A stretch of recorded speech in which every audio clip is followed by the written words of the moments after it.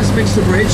This is the second bridge to be built in London. The first bridge was London Bridge in AD 43 by the Romans. They have, and then we have built this their one own story. 1,703 years later.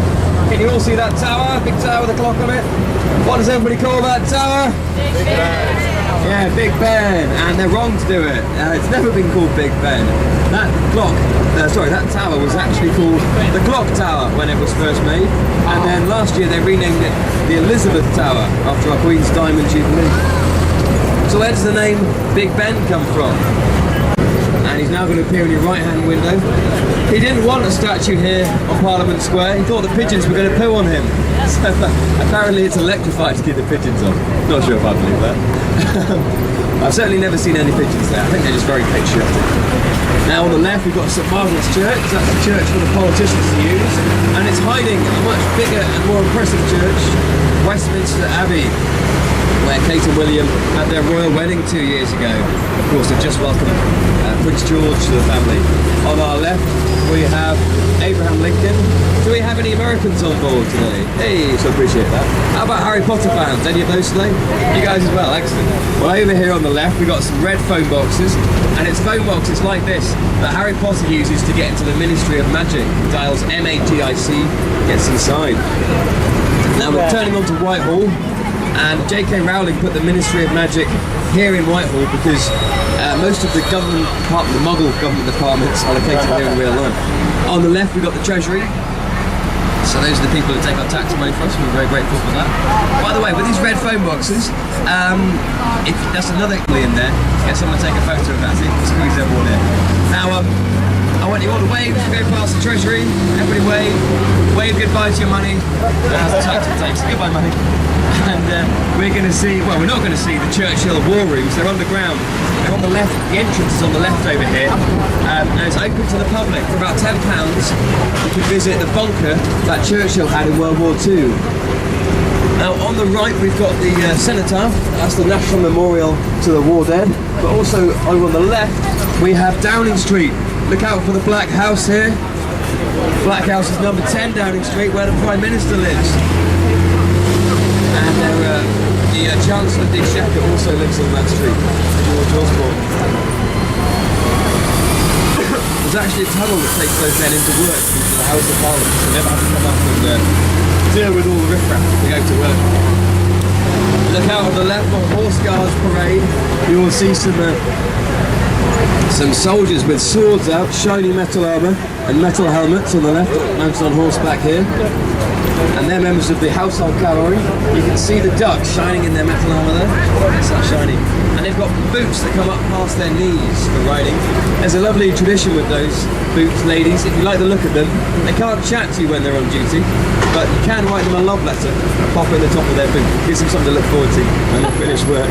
Now ahead of us, we've got Nelson's column at the back. You might have to duck your heads down to see Nelson's column. It's in the middle of Trafalgar Square. Trafalgar Square named after the Battle of Trafalgar near Spain, where Nelson died. Now normally if someone dies you throw their body overboard and give them a burial at sea. This was 200 years ago, but Nelson, they decided to take his body back home on the right. But before you look at that, I actually want you to look left at Buckingham Palace. You'll see it through some archways on the left, which is Admiralty Arch, and you can see the front end of it down there. Buckingham Palace on the left. We're going to go around the back a bit later. On the right we've got the King on horseback in the middle of London, and keep looking right and you'll see a big bright blue cock. There's a 4.7 metre tall cockerel over there. Oh no, it's Boston exhibition that's been put there by a German artist, so it's called the Hahn cock. The artist is called Hahn. I've got no idea really what it is. I think it's about male arrogance and strutting with male show off. Now over on the right we've got the last King of America, King George III. George III went quite absurd. He actually went mad in his reign and he started talking to trees, so he's got trees planted around him to keep him company. Here we are on Pall Mall, where we've got lots of private members clubs. These used to just be gentlemen's clubs, but some of them these days have even started letting women join their clubs. Oh, wow, I know, these modern times, right? Not all of the Athenaeum Club. And the waiting list to get into that club is 30 years long. members of that club have a baby, they'll put the baby on the waiting list and they can celebrate their 30th birthday in there as the first time they've been inside. On the right, we've got Florence Nightingale, the last statue on the right, and you can see in her right hand she's holding a lamp. She was known as the lady with the lamp, and she was helping our soldiers in the Crimean War. This darker building on the left is the Reform Club, and in the novel that's where Phineas Fogg takes a bet to travel around the world, and he ends up in there at the end of the novel as well. Anybody like cars on board? Car enthusiasts? Well, we've got the RAC on the left, the Royal Automobile Club. They have a car put together in the front lobby, so you know you're in quite space when you walk in there, and that's a Model T Ford. They also have an Olympic-sized swimming pool downstairs, where our current Queen learned to swim. But in World War II, they kept pigs down there, so the members could still enjoy their bacon sandwiches. Now, from cars to a much faster form of transport. Look in the window, no, that's us. Look out for number 50. Is it a bird? Is it a plane? Oh, it's actually a spaceship. That is Virgin Galactic. You can book a ticket in there for a mere $20,000 to reserve. That's a deposit. The full ticket is $200,000 to fly into space with Richard Branson.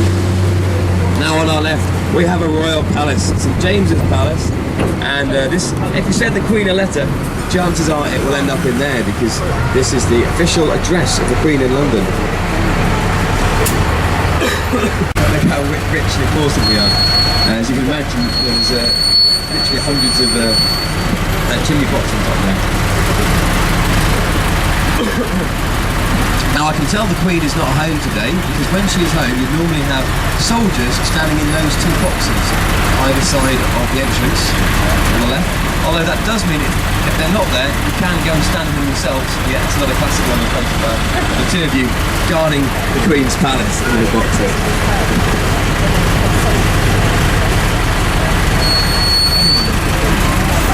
So we're going to turn right now onto St James's Street, and St James's Street is often nicknamed the Royal Shopping Street. So keep your eyes peeled, everybody, for the kind of things you can buy on. See what's nice to what the royals like to nip out the palace to come and buy.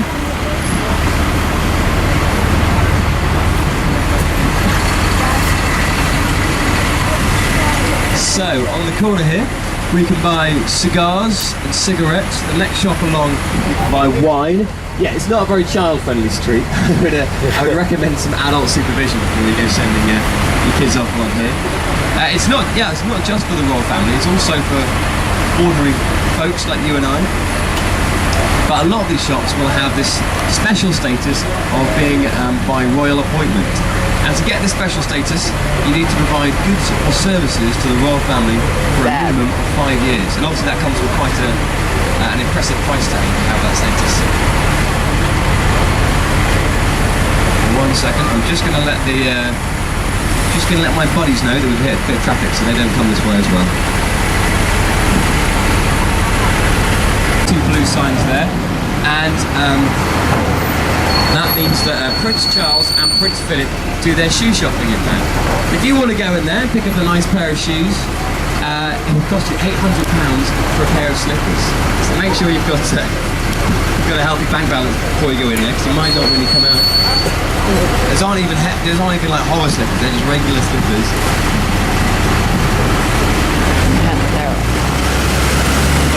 By the way, you might be thinking this is a nightmare that we're stuck in traffic. Actually, this is part of the tour.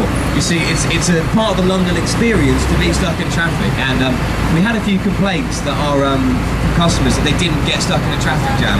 So what we do, we've actually paid most of these drivers to be here to slow us down, so you can experience that grinding frustration. So you're welcome. Yeah, no problem. At great expense to put on the traffic jam. I'm sure you believe me. Now on the left, on the corner, this blue shop is Just Aurelian Brooks. That's the Queen's favourite wine merchant. You can see all those royal plaques in the there's golden crests of the royal crest. You can shop in there as well if you've got a couple of grand to spend on a bottle of wine. On the other hand, Tesco do 3 bottles for £10, so you can take your pick really. I know which one I can afford. And not this building immediately to the right, but the next one on which has got a white ground floor. That building over there is Boodle's Private Members Club.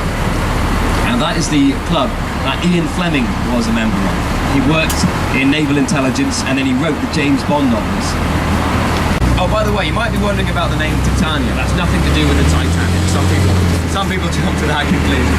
But all our ducks are named after Shakespearean characters or heroines, so that's where we get the name Titania from. Now, on this next corner coming up, we've got Davidoff Fine Cigars, and Danny DeVito has actually been spotted buying some cigars in there. So as I keep saying, St James's Street is not just for the royalty, it's also for ordinary people like Danny DeVito as well, just ordinary blokes to go and pick up some cigars. And Prince Charles likes to do his suit shopping around here, but he has been told in these times of recession and failing economy, he is no longer allowed to spend £7,000 on a suit. He's only allowed to spend a mere £3,500 on a suit. So you can really feel that the royals are having to cut back and economise in these times of recession. We're all in it together, right?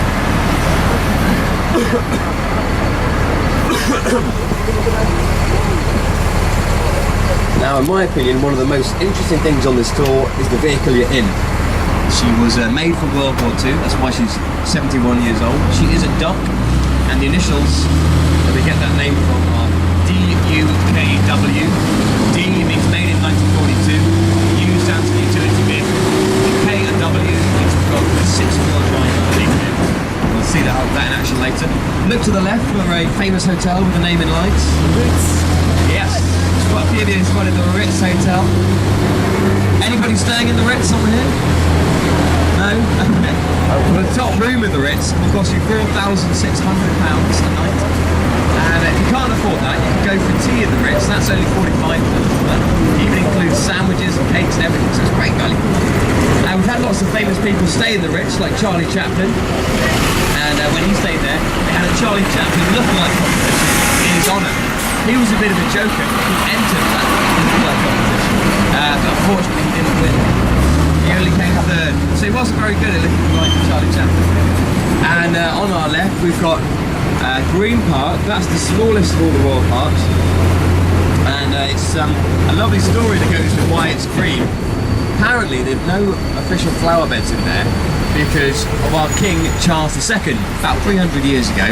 Now, he was a bit of a ladies' man, and his wife, Catherine of Braganza, she said to him, "Charles, go and pick a flower and give it to the prettiest lady in the land." So he no prizes for guessing who she wanted him to give the flower to. So he goes out, picks the flower, didn't really get the hint, and as his wife is bounding over to him with love in her eyes, he turns around and gives the flower to another woman. The Queen was so jealous, she ordered all the flowers to be ripped out of Green Park, and they were never allowed to be grown there again. I've got to point out, for the sake of historical accuracy, that might not be exactly what happened, but why should you let the truth get in the way of a good story, right? And on the right here, on the left here, we've got we've got the memorial to the bomber command of World War II. That's this white building with lots of pillars. And that was opened last year by our Queen, and when she opened it, a Lancaster bomber flew overhead and it dropped 1 million poppy petals on this area of London. Coming up to Hyde Park Corner, one of the busiest roundabouts, and over on the right, in amongst the trees, that yellowy grey building is Apsby House. That's where the Duke of Wellington used to live 200 years ago, and some of his descendants still live in the back half of it, but the front part is now a museum. Duke of Wellington was a great war hero. He won the Battle of Waterloo in 1815, and then he became Prime Minister. But everybody remembers Wellington for his Wellington boots. And here's the Wellington Arch on the right. And excuse me, in the Wellington Arch, it's so big they actually have a museum inside it. You can just go inside the arch. We've also got a police station in there, which is so small you can only fit one person at a time. So not a lot of good. Not in use anymore. So I've shown you that luxurious Ritz Hotel and that wonderful arch, Apsby House, all these great landmarks. I now want to show you my amazing brick wall, ladies and gentlemen. Look at the brick wall. Isn't that great? You're not impressed? Fair enough. It's not brilliant. What is brilliant is in behind there we have Buckingham Palace and Buckingham Palace Gardens. The home and office of the Queen in London is called Buckingham Palace. And open to other visitors. You can visit Buckingham Palace, but I must ask that you come during the day, because we had a man who broke in the middle of the night 31 years ago. He was a homeless man called Michael Fagan who just wanted to see how the other half lived. And he broke in and he set off the security alarms, and there was a man on the security desk who saw the alarms going off, and he said, "Quick, the alarms are going off, that must mean they're broken, I'll switch them off." And Michael Fagan was free to wander around the building. Nobody stopping him. Had some wine, sat on the throne, found his way to the Queen's bedroom. And it's honestly true, it's honestly happened. He sat down, the Queen woke up to find him sitting on the end of her bed.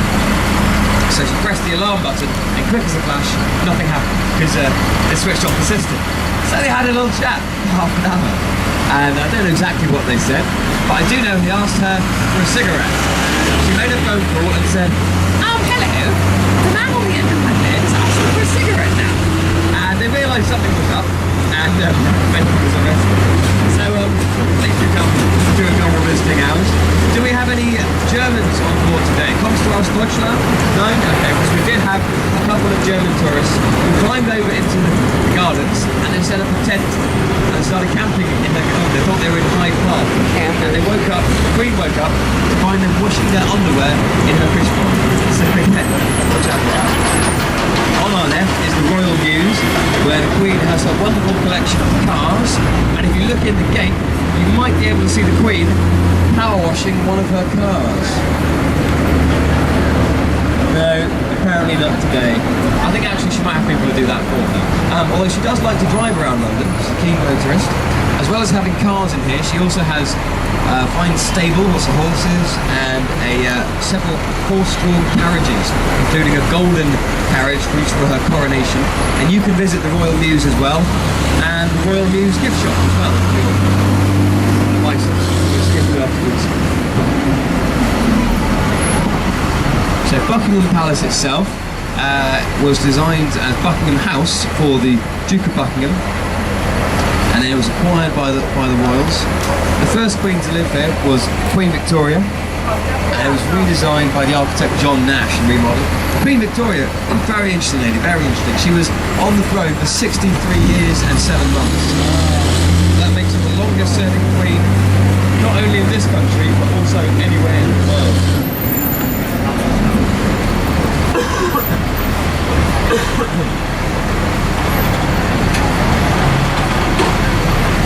Now, they had an interesting idea of hygiene in those days.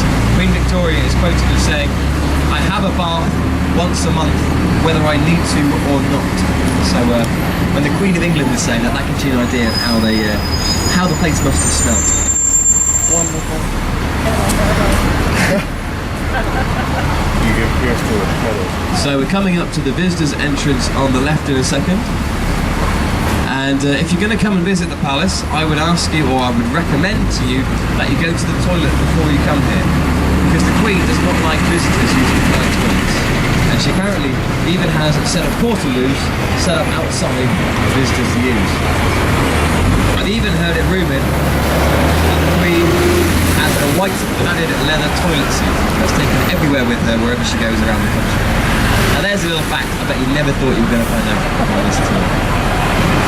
And the Queen does travel around quite a lot. She's got several homes here in London, or palaces.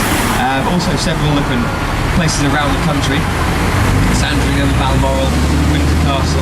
And she'd much rather be there than here, because this is kind of her office. And as a quite an old lady now, she'd like to spend as little time in the office as possible. So we're actually going to go to the right, away from Buckingham Palace, and down to the Thames for our river cruise. But when we move on, I'd like you to keep looking left, and you're going to see the front end of Buckingham Palace and a golden statue, which is the Victoria Memorial. Now, has anybody seen the changing of the guards? Any of you have? Excellent. Well, if anybody else want to view that, that's really the best time to come back to Buckingham Palace if you're going to see it from the outside. Because at 11:30 every other day, we have the changing of the guards when they march over from Wellington Barracks, swap over their guard duties. And the whole ceremony lasts for about 30 or 40 minutes.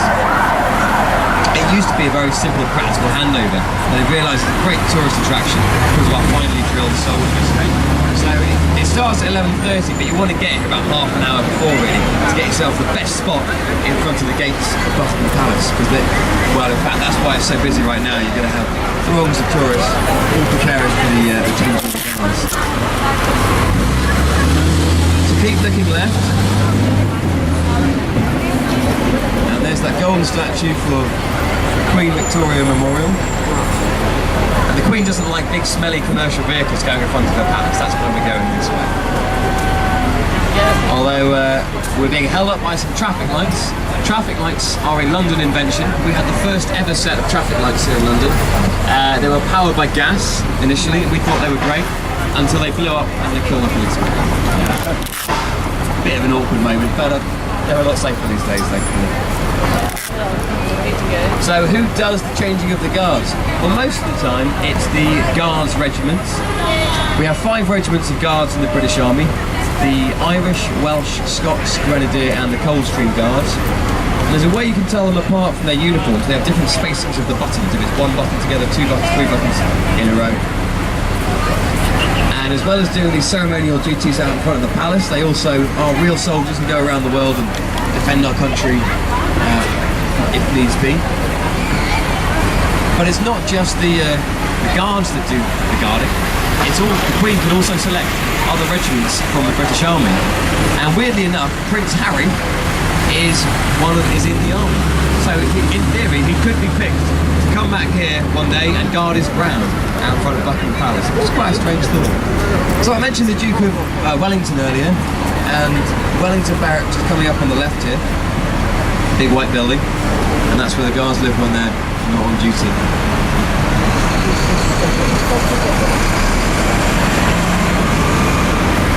Yeah, we're getting some photographs from the people on the bus to the right, just getting away. I would like to see them try and do the river cruise bit. They might be taller, but we're the only tall vehicles out here that can do both river and road. And that ability to be amphibious was key to our success in World War II, because we invaded France on June the 6th, 1944, known now as D-Day. 22,000 of these vehicles were used. Today there's about 2,000 of them left around the world, either in scrapyards or in museums. And what happened, we needed to get supplies over the beaches, and these vehicles would be lowered into the water from boats offshore, drive over the beaches and up to the supply depots. Saved a massive amount of time, because you didn't have to unload the supplies onto separate trucks to get them inland. You also didn't have to have a port to get the supplies moved over. And there were 15 million tons of supplies came over the beaches, and 5 million tons of those supplies were carried in vehicles like this. It was basically the helicopter before the helicopter was invented, a way of getting men and supplies anywhere on the battlefield, inaccessible areas. Yep. And you'll be glad to hear we've added some luxuries for you today. Luxuries the soldiers did not have. Luxury number 1, you got some suits. Fresh, right? Luxury number 2, you've got a roof with the sun and the rain. Annoyingly, we're not allowed to have a machine gun on the front anymore. It's really health and safety gone mad, I'm afraid. Also, did anybody guess the 4th change was made? How they might have looked slightly different? Yes, the young man up here's got it. The colour, they were not bright neon yellow. In World War II, that would have been a bit of a giveaway. Let's give a nice duck salute to the soldier over here. Everybody ready? He knows he's coming. Duck, duck, duck! He's pretty used to that. Because every day, you can see it, yeah, you can see expecting that, because you have about 30 or 40 ducks coming past every day. So he puts up with that quite a lot. Every now and then, just for a change, you'll right back it up to each day, which always makes my day. Okay, has anybody travelled on the London Underground today? You guys have? Well, there are 274 stations on the Underground. This one over here is St James's Park, and that's the headquarters of the London Underground. St James. If you want to come back and see Buckingham Palace, that's probably the closest Underground station to walk from. And the Underground is 150 years old. That makes it the oldest Underground in the world.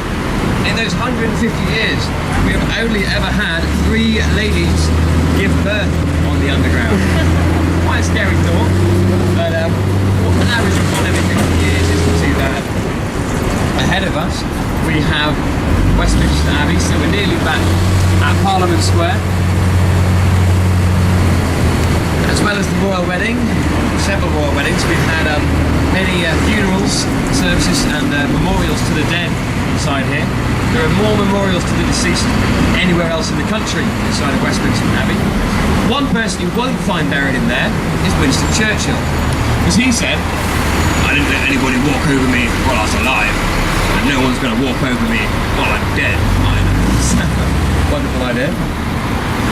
There's an area in there called Speaker's Corner, called Poets Corner, where all the playwrights are remembered. And there was one playwright, Ben Jonson, who booked a piece of land 2 foot by 2 foot. And they assumed he was going to have a memorial put there. He said, "No, bury me." And they said, "No, you've only got 2 by, you can't fit you in there. You need 6 foot." He said, "No, that's if I'm lying down. I want to be buried standing up." So for a bit of lateral thinking, saved himself a few pennies and buried standing up at Westminster Abbey. Now over on the right, we have Westminster School across the road, and that's one of the best schools in the country. More pupils go on to Oxford or Cambridge than from any other school. The parents, before you start filling in the application form, I warn you, it costs £250,000 for a full education in this school. And former pupils there gone on to great things. You've had Christopher Wren, the architect. You also had Nick Clegg, the Deputy Prime Minister. We've also had Shane McGowan from the Pogues. So really does open up all different walks of life to you. Oh, on the right also, by this just on the other side of the road, by the zebra crossing, we've got that golden post box there to remind us of the Olympic Games. And whenever there was a gold medal winner, they would have a post box painted gold in their hometown. And I've got one in my hometown, and in fact the person that won that was my twin sister.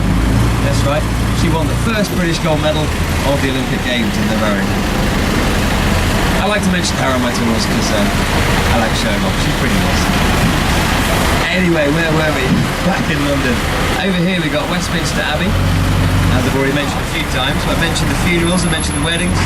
What I haven't mentioned is the coronations we have in there. We've had every coronation in there since William the Conqueror rode his horse in there in 1066 on Christmas Day. And there's a chair inside which is used, has been used for every coronation since 1308. It's called King Edward's chair.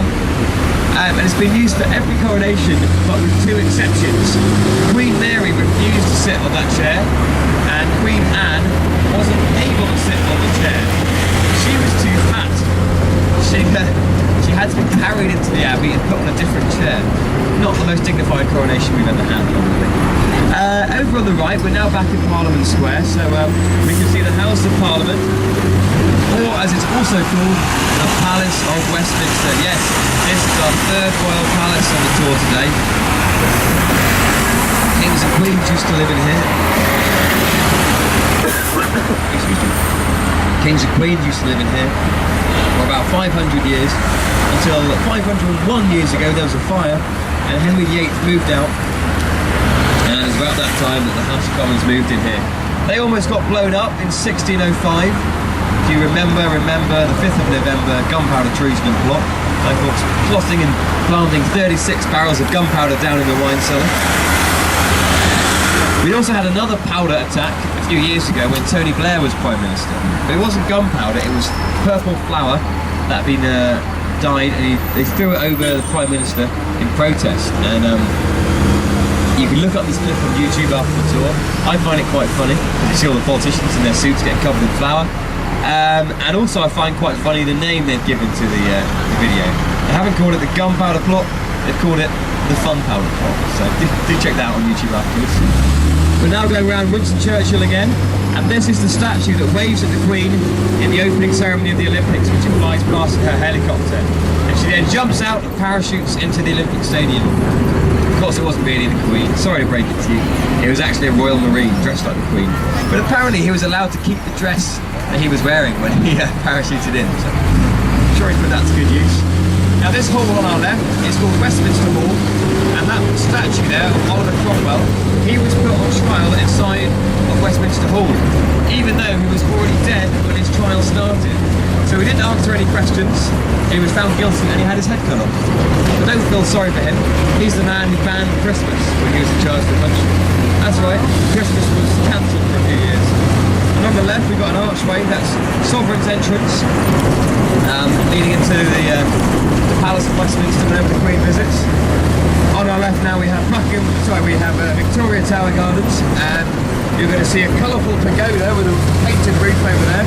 That's the Buxton Memorial for the abolition of slavery in 1833. Can you see the bridge going over the river? That's Lambeth Bridge. Who wants to go over the bridge? Who wants to go under the bridge? Hey, excellent. Well, that's democracy in action. John, the mob has spoken. Looks like we'll be going under today. It's not every vehicle that has that option. I've got about 2 or 3 more things to show you first. On the left we've got a very important building, but they never put this on any postcards because it's a secret. This is MI5, Military Intelligence Number 5. And they are the people who do all the spying on us in this country. The government used to have lots of other spying agencies in World War II, but they've now got rid of them. At least they say they've got rid of them. I have a theory that they still exist. They just don't want me and John taking people on guided tours around them. Now we've got an art gallery coming up on the right, with the Tate Britain. White building. It's free to visit most of the Tate Britain. We used to have a prison here called Millbank Prison, and a lot of people were sent to Australia from inside there. And they were sent there by a tunnel which took them down to ships in the River Thames, down to Australia. And they said if you went in that tunnel, you're being sent down under through the tunnel. And a lot of people say that's where the phrase comes from. So look to your left, on the other side of the river, you've got MI6. You can see the top of it poking out above this building site here. And that building has been in 4 different James Bond films. Most recently Skyfall. And what was very unfair about the filming of Skyfall? We weren't allowed to have our ducks running when they were filming that. Yeah. They said to us, if you have Judi Dench looking up at the building with tears in her eyes and the sad music playing in the background, and then a bright yellow duck goes past in the background, but everyone going quack, quack, quack on board. Apparently that's a bit off-putting for the audience. It ruins the scene. So, building is actually bigger underground than it is above ground. A bit like an iceberg in that respect. And be careful what you say when we go over there. They have more cameras on the building than any other building in Europe. And we know they're switched on and listening, because one of our boat captains was standing outside there, and he said, can you guys actually hear us in there? And one of the cameras was on a ball to swivel and see all the different angles, and this camera went and it nodded at him. So I know they're switched on and listening. We're going to go over Vauxhall Bridge. I want you to look ahead and try and see our launch ramp on the other side of the bridge. There it is, sticking out into the sky. John is going to put his foot down. We're going to go flying up and off the end of it. No, I'm joking. No, I'm joking. The real entry ramp is on the left, in between those 2 buildings. Now before we can go in there, I do have a safety briefing before we go out the river. So do pay attention, this part's quite important. We have life jackets above your head. You do not need to put them on unless myself or the captain tells you to. And if you need to get them on, there are instructions on the seat in front on how to do it, and we'll assist you in the wearing of them. When we go out on the water, there may be a bit of a splash when we actually hit the river, and if you're worried about that, you want to minimise the risk of splash, you can unclip these windows and zip them up at the side. In the event of an emergency, even if the windows are zipped up, you can just push the middle of them and they can act as emergency exits.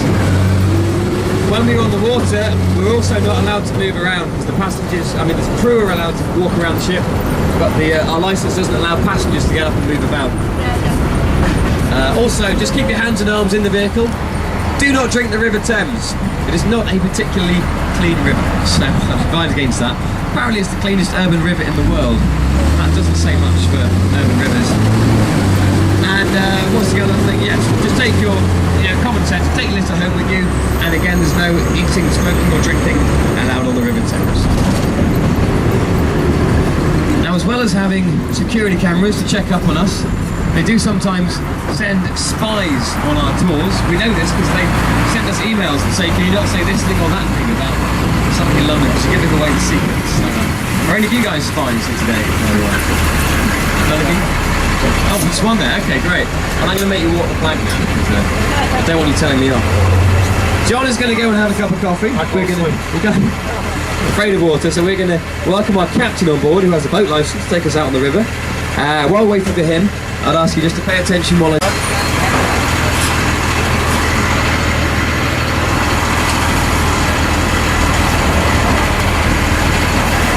Oh look, there's a camera.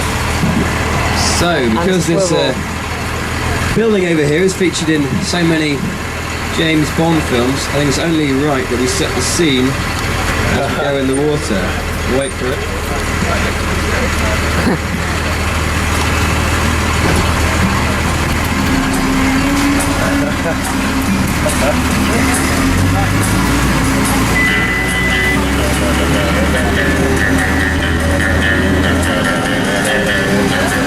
Duck, duck, duck!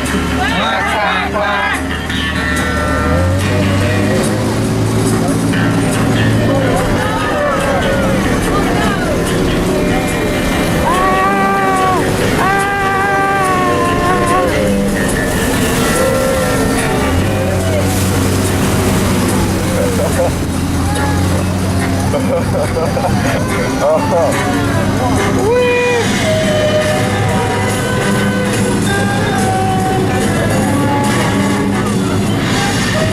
Drive away into the distance. Oh man, this is cool.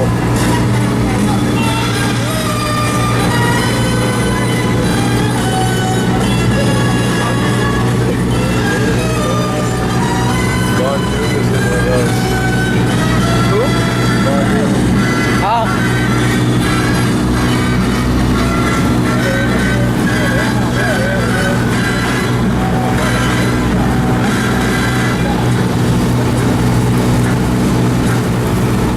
And on our left, we have our duck Miranda. Duck, duck, duck! Quack, quack, quack. Give them a wave as they come past. That's They've just, smashing. they're quacking back at us now.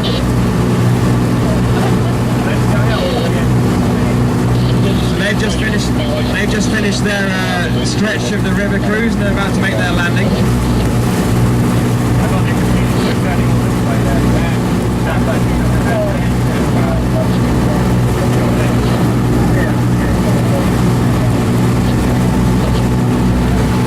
Okay, now as I mentioned earlier, these vehicles are brilliant and we're able to go on the land and the river, which I think is great.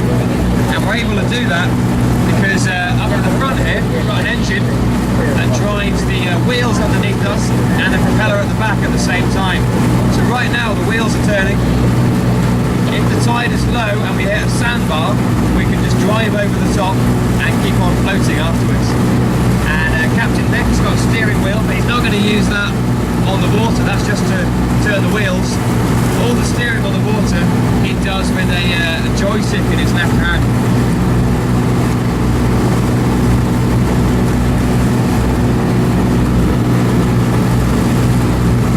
The River Thames is 215 miles long. We're not going to go and see all that river today, but we will see a bit of it. We're going to go down to the House of Parliament. You guys can take some photographs and then we'll head back onto the beach and out the river. There's lots of things to see first though. Over here on the right we've got some lions with rings in their mouth. And there's a poem which says, if the lions should drink, then London will sink. But don't worry, if London sinks, you are in the best possible vehicle to ride out that disaster. Thames is both saltwater and freshwater, so we get lots of different species of animals out here. We do have sharks in the River Thames, look out for those. Don't worry, they are only basking sharks, so they won't bite you, they just suck. And that platform over there on the left is meant to look like a shark jumping out the River Thames with its mouth wide open. And that's the river bus, which takes passengers up and down the River Thames.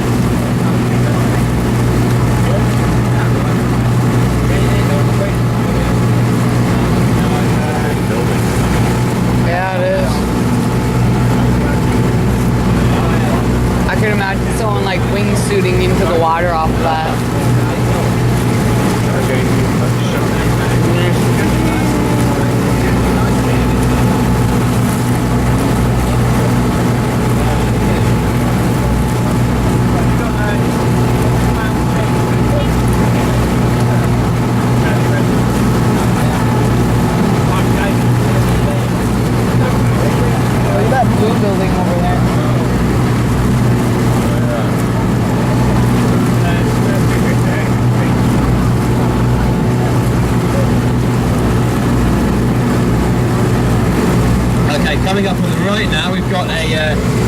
Also on the land, we've got Doug. Quack, quack, quack. Come on, guys, gotta spot these griffins. Gotta point these out to me. It's teamwork. So that yellow and green boat over there, that is called the Themis Dock, and that's a floating pub. Go and have a nice adult beverage in there after the tour. I actually made the mistake of going in there for a drink when the tide was coming in, and I'm afraid I got a little bit seasick with all the rocking of the waves. So, I mean, that's my story anyway. I'm sticking to it. Now, the next thing we're going to see on the right is a floating fire station. That's up ahead of us. There are two boats that operate from there: the Fire Dart and the Fire Flash. The River Thames Fire Service is the oldest fire service in London, and they also have a police service on the river. And today the policemen are armed with truncheons, but it used to be that they were armed with cutlasses because we had pirates on the River Thames, so they would be swashbuckling with the pirates. And I'm afraid I'm not allowed to wear my cutlass to work, so if we do get boarded by pirates today, I'm putting up no resistance.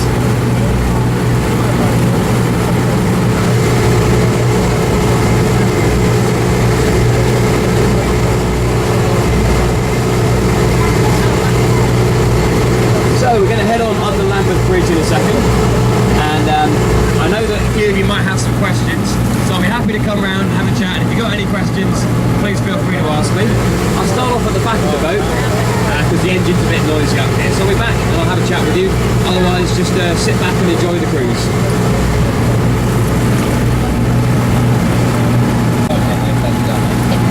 And the big tower on the left is called the Victoria Tower, named after Queen Victoria, naturally. At the top of it, we have the Union flag. It's not the Union Jack, because it's only called the Union Jack when it's on a boat. When it's on land like that, it's called the Union flag. There you go, a little bit piece of trivia. And you can see there's a restaurant. Those red and green awnings by the river, bless you, they are the called the Terrace Restaurant.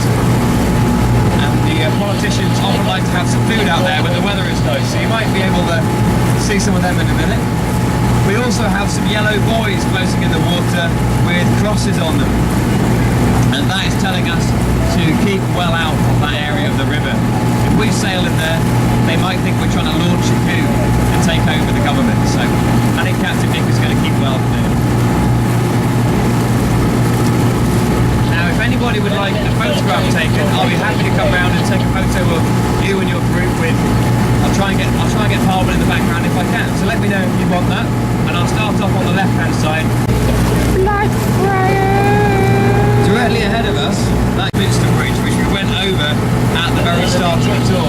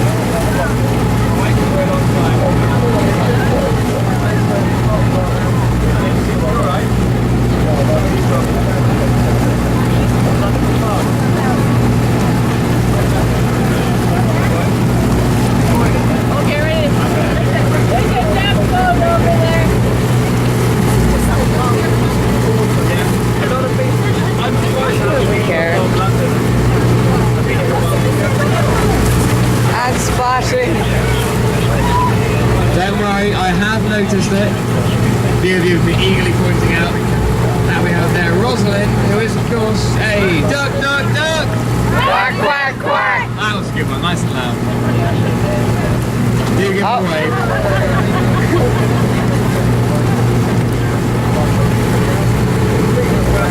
That was fun.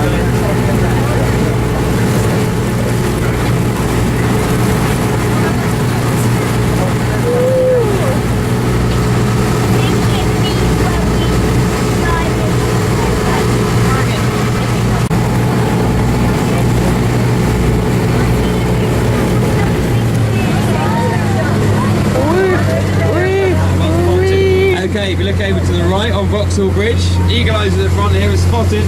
Duck, duck, duck! Quack, quack, quack.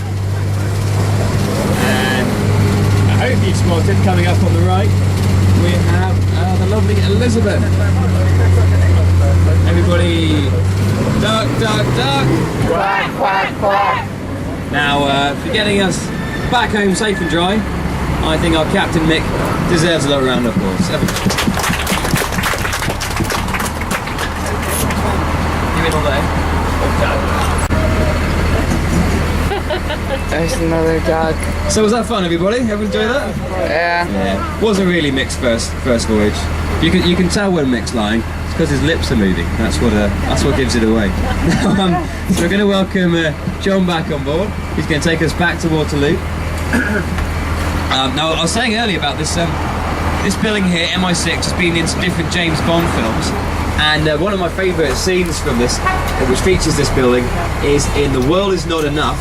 You have James Bond launches from MI6 in a speedboat, and they have a high-speed chase down the River Thames with another speedboat. And what I liked about that was they used a couple of real traffic wardens standing by the side of the river. They weren't actors or stuntmen. And when James Bond goes past, a wall of water comes up and hits these traffic wardens and almost knocks them off their feet. And I like to think that everybody was giving me a little cheer when the traffic wardens got hit by this water. Look to the left, we got duck, duck, duck! Quack, quack, quack. Yeah, we want that one. Anyone snuck up on there, that's good. So a lot of our ducks are actually celebrity ducks. We've got our duck, Rosalind. She was on the TV series A Band of Brothers by Steven Spielberg. And then Desdemona, she was in a film called The Nativity 2, Danger in the Manger. 4 of our ducks took part in the Queen's Diamond Jubilee celebrations. There were 1,000 vessels that went down the River Thames, and 4 of those were ducks. They were Cleopatra, Rosalind, Miranda, and Portia. And Cleopatra, she featured on the UK quiz show, The Question of Sport. She took the mystery guest around London, and the guest who was driving the duck. And my sister has also been on The Question of Sport. Oh, sorry, did I already mention that? I did mention it quite a lot. Like I say, like I said to somebody earlier, myself and my sister were very similar. Both of us professionally, we go out on the water and we sit back and row around. She's a rower, whereas I tend to exercise my vocal cords more now. She's a little bit more athletic than me. So coming up to this roundabout ahead of us, this is known by some as the Chevy Chase roundabout, because this features in the film National Lampoon's European Vacation, when Chevy Chase gets stuck going round and round this roundabout, so can't work out the drive on the left over here. Now on the other side of the roundabout, we've got a brown building called Lambeth Palace. That's for the Archbishop of Canterbury, Justin Welby, to live in. And also on the right, there's this grey building which used to be a church. It was St Mary's Church, and they buried inside a man called John Tredescant. And he is the man who brought the pineapple to the UK. So they were going to knock the church down, but they decided instead to make it into a garden museum. So, you know, I do show you the best things in London, don't I? The Royal Palaces, the hotels, the Garden Museum, everything. And Lambeth Palace has got the 3rd biggest garden in London. It was designed by a man called John Tredescant. No, sorry, start again. It was designed by a man called Edward Parker. And Parker was always sticking his nose into other people's business to get ideas for his building. So they actually nicknamed him Nosy Parker. That's where we get that phrase from, Nosy Parker. On the left, we have St Thomas's Hospital. Somebody asked me about the tower we can see from the river. That's part of the hospital. And as I mentioned at the start of the tour, Florence Nightingale worked inside there. The lady with the lamp. She had lots of ideas about how to run a hospital. Some pretty crazy ideas, actually. She said, if you're going to come and work here, you're not allowed to be drunk. She said, yes. You're stone cold sober to come and work here. They tried out this newfangled idea, and the next year mortality rates fell by 37%. So she was probably onto something. And they've got a Museum to Florence Nightingale in there. It includes her lamp, which she had in the Crimean War, her owl, which has been stuffed and put on display. For a few pounds you can see all that, including the fact that she invented the pie chart. She used to use statistics to show how her ideas were working. Also on the left, we have the training ground of the England football team. Sorry, couldn't resist that one. And over on the right is Waterloo train station. That's the building with the blue pipes on the roof. And that's one of the busiest train stations in London. We'll finish the tour just next to that. And the Eurostar used to arrive here from under the Channel Tunnel from Paris. But the French didn't like arriving in Waterloo.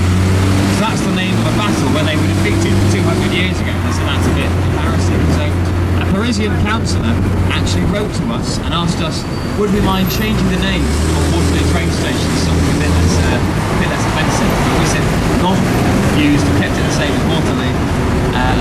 However, the trains now arrive at King's Cross and Pancras. Have to worry about offending the French.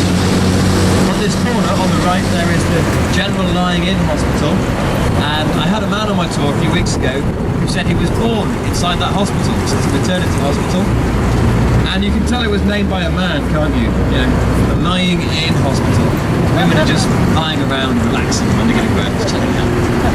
And we've been looking at London today, but London has been looking right back at us, because we do have a London Eye, or Millennium Wheel, 135 metres tall, pretty difficult to miss, and it's the tallest Ferris wheel in Europe, in fact. There are 32 pods around the outside to represent the 32 boroughs of London. You look to the left, you'll see it now. And also, duck, duck, duck!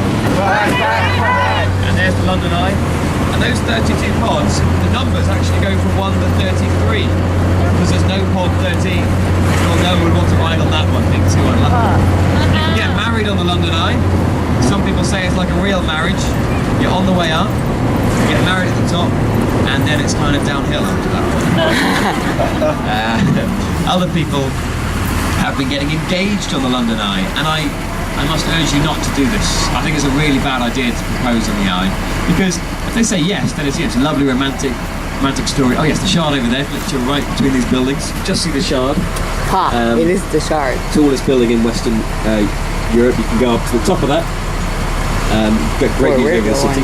Where was I saying? Yes, about not proposing on the London Eye. Well, actually, while we're talking about proposing, there were two. When the Shard was opened and the first set of people were up there with the mayor and everything, there were two couples got engaged within a few minutes of it being open. And I thought, you must have been gutted if you were the second person, because you had this all planned out and someone just picked you to the post, having the first proposal at the top of the Shard. But that's a good idea, proposing at the top of the Shard. Bad idea is proposing on the top of the London Eye. Because it's fine if the person in question says yes and you're going to get married, you have this wonderful memory, but yeah, you've worked it out. What about if they say no? That has got to be the most awkward 30 minutes you've got to sit through, trying to make small talk and admire the views while you just wait for the ride to end. Anyway, over on the right, in the middle of the roundabout, we have the IMAX cinema, and the screen inside that is as tall as 8 ducks stacked on top of each other. As we go down the ramp, we're just next to Waterloo Bridge on our right. Ladies, this one's for you. Its nickname is Ladies Bridge, because it was made by the women in World War II while the men were off fighting. And of the 27 bridges over the Thames in London, the women made the longest bridge. The only one built on time, the only one built on the budget, the only one built out of self-cleaning stone. So they did a good job for the women of World War II. Now over on the left is the National Theatre. Going this way is the Royal Festival Hall. This is the South Bank, and it's a very artsy area. A nice place to hang out, and if the weather improves, quite a pleasant place to be. We're going to finish the tour in a second. So I want to thank you for coming around with me today. You've been a fun group to hang out with. And can we please have a little round of applause for John, our driver, please. And if you've enjoyed the tour and you want to go on TripAdvisor and rate us, then I want you to remember that your driver's name was John and my name was Nathan. And if you want to rate us and you've not enjoyed the tour, I want you to remember that your driver's name was Gary and my name was Barry. Okay? Thank you. We don't ask for tips on London Duck tours. However, myself, John and Captain Mick do have a tea and muffin fund running, which you're welcome to contribute to. As we get to the end and we're going to get off the vehicle, I'll ask you to remain seated until I've opened the gate at the back, because the vehicle might have to move again. And also, the steps will be a bit slippery because of the water on them, so I'll be at the bottom to give you guys a soft landing and help you down. And if you came up with any more questions, please come and ask me after the tour. If you'd like a photo taken of you with your group with a duck in the background, then I'll be happy to do that for you as well. I'm leaving you now by the County Hall, and the County Hall has got the Marriott Hotel in it. It's got the London Dungeons. It's got an aquarium on the ground floor, and above that, it's got a sushi bar. That's right, a fish restaurant just above the aquarium, so you can meet the exhibits after they've retired, gone upstairs to Fishy Heaven. Well, thanks very much for coming on my tour. I hope you enjoy the rest of your day.